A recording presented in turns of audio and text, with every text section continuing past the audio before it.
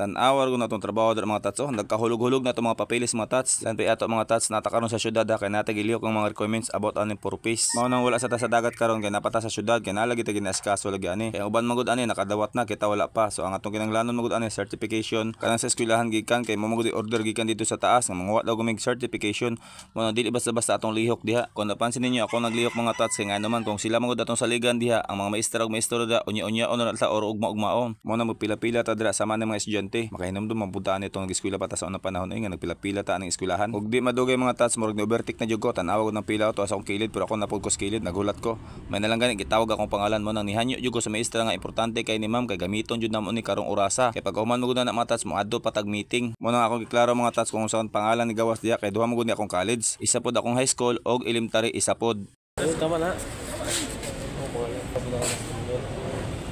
Notification nimo na. Purpose mo nakabutas sa kamera na. Yes, kan yun. No, manjud mo.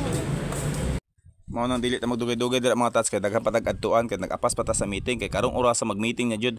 Mo nang wala ko pakialam dira or init man na o unsa pero sa tinuod lang mga tats ako na lang nag-agwanta bisag wala pa ko pamahaw. Mabito na ako sa imo ampo ta sa taas nga magtarong ni sa eskwela kay ngano man dili man pud ni para sa ko para man pud ni sila ha. Mao nang wala ta nagdugay didto kay nagdali-dali lagi ta ning meeting kay isa na lang ka oras basi dili na to mapasa ka to requirements. Mo nang galingi-lingi ta kay basi nang human na or nangulit na sila pero tinuod man day mga tats nakaapas pa man jud dayta. Mo nang nagkuha ko papel diri sa motor requirements sa akong anak wala na akong pakita sa inyo ganya kung giunsa na ko pagkuha sa elementary kay sobra na to kabisi kay wa na bugunit sa kamera kay daghan pa kay pirmahanan. Paminaw na ko murag ako ang naulihi. May ganin akong pinsan no kay nakatilaw na ni siyang bahin. Ako ani mga tats so pajuta katilaw sa tong bahin ani kay sikan bats lagi daw mi. Mao siguro ang ginapalihok to ani mga requirements mga tats kay kana lang siguro ang gihulat may tag madayon unta mga tats. Mo nang giandam na to mga papeles diya og nagulat-ulat pud ta nga tawagon nato pangalan. Tanawag ng mga tao dira perti daghana bisag asa ka mulingi perti jud daghana. Og di magdugay gitawag na ta sa to leader no. Ang among leader dira mga tats mo na si Sharon Enero kanang nakabayulit oh. Grabe na to naghago sa mua. Mo nang niingon siya sa ko nga ipasa na daw requirements mo nang atong gihatag siya og iyang gitanaw isa-isa no og pagkahuman iya kong giingnan magpirma dito sa iyang sekretary. Isa po ni sekretary niya no grabe pug hago ni kay ngano man iyata ng pirma iyata ng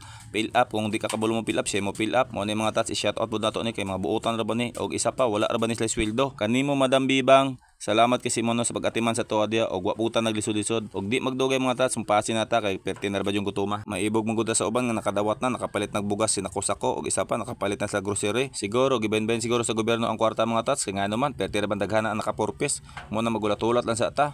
Unya mo lang sa to. Thanks.